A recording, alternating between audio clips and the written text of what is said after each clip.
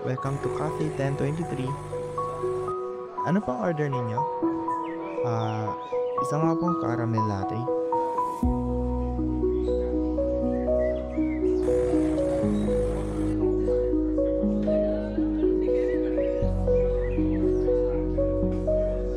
Sabi nila, lahat ng bagay sa mundo ay may balik, mapamabuti o masama. Sa bawat aksyon ay may kalakip na responsibilidad. Na sa bawat tapon ay may sugat na unti-unting lumalaganap.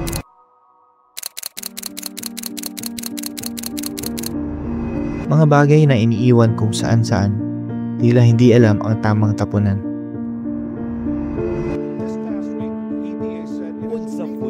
Mahirap bang ibulsa kahit pansamantala lang?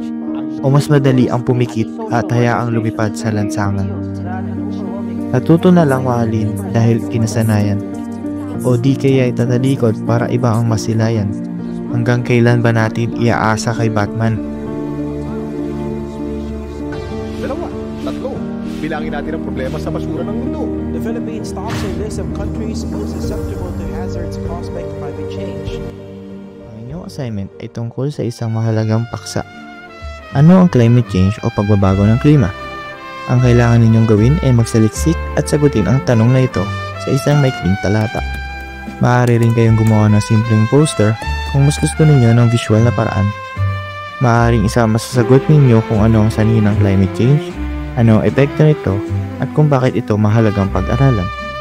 Ipapasa ito sa Webes, kaya siguraduhin handa na ito bago ang araw na iyon. Kung may tanong kayo o kailangan ng tulong, huwag mahiyang magpadala ng mensahe sa akin.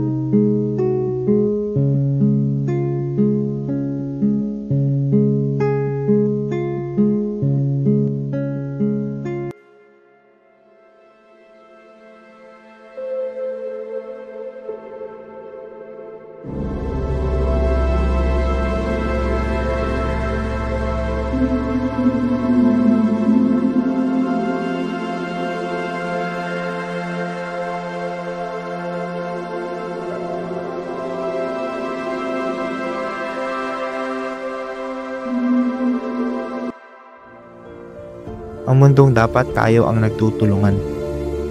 Ang pagbabago ay hindi kailangan magsimula sa malaking hakbang. Simulan sa maliit na bagay. Maging responsableng mamamayan.